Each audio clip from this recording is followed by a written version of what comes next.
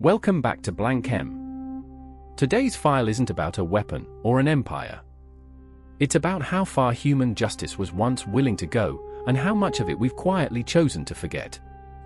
In 1757, a man in Paris was punished for a crime he didn't even manage to commit. He tried to kill the king. He failed. And what happened to him afterward was so severe that a witness in the crowd, watching alongside people who cheered, later wrote that he couldn't finish describing what he saw. We're not opening this file with the details. Some things don't need to be spelled out to make the point. For most of history, punishment wasn't really about the crime.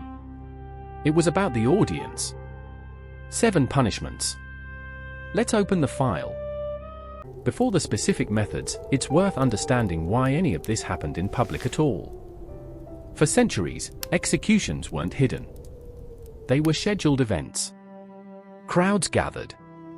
The French philosopher Michel Foucault built an entire argument around this, that public suffering wasn't a side effect of justice, it was the justice system's actual mechanism. The state wasn't just punishing a body, it was performing power in front of everyone watching. That single idea explains almost everything on this list. The cruelty wasn't incidental. It was the point.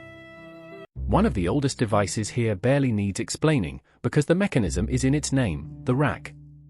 Versions of joint-stretching devices go back to antiquity, refined across the Middle Ages on multiple continents. A frame, ropes, and a mechanism to slowly increase tension on the limbs until the body couldn't withstand it. What made it effective as an interrogation tool wasn't just the pain, it was the pacing. Unlike a quick execution, the rack could be stopped and restarted, turning suffering into something a captor could control for hours, extracting confessions historians widely regard as unreliable, since a person in that much pain will say almost anything to make it stop. In medieval England, one crime was considered severe enough to earn its own uniquely brutal, multi-stage punishment: treason against the crown. The method combined several forms of suffering into a single extended execution, deliberately sequential, designed so the condemned stayed conscious through as much of it as possible. It remained England's formal punishment for treason for roughly 5 centuries before being abolished in 1870. What's notable isn't just the severity, it's the precision. This wasn't chaotic mob violence. It was legally codified and carried out by officials following an established procedure. That bureaucratic order is, in some ways, more unsettling than the punishment itself.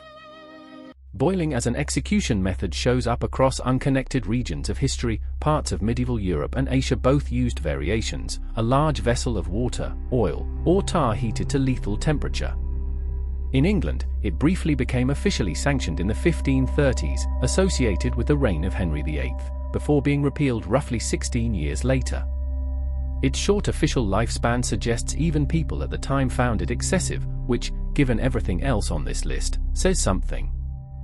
Also called the Catherine wheel, this method appears prominently in 18th century writing, including an account from the French philosopher Voltaire. The condemned was bound to a large wooden wheel while an executioner systematically broke the body with a heavy iron bar. Death wasn't always fast, some accounts describe the resulting suffering stretching across multiple days. What separates this method from others on the list is its aftermath. Broken bodies were sometimes left displayed on the wheel afterward, extending the deterrent well past the moment of death. The spectacle, again, was the point. Known as linkai, this method was used in China for centuries and became one of the most internationally infamous punishments associated with the region, partly because Western accounts tended to sensationalize it.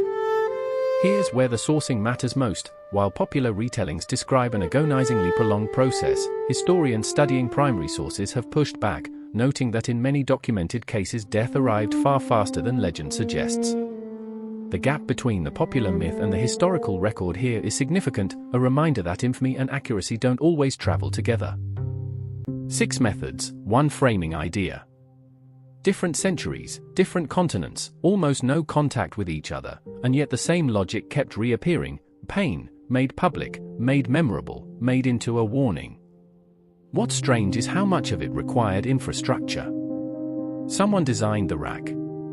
Someone built the wheel. Someone wrote the legal procedure for treason and had it approved. This wasn't chaos. It was policy. We told this story with restraint on purpose. Not because the history isn't real, it is extensively documented. But because some details don't need repeating to make the point land. The point was never the gore. The point was the system that made it official. File closed. But it never really is it? Somewhere in a legal archive, in a historian's footnote, there's another piece of this waiting to be pieced together properly. If you're the type who needs to understand not just what happened, but why it was allowed to happen, this is where you stay. Subscribe, and keep the investigation going. Stay tuned.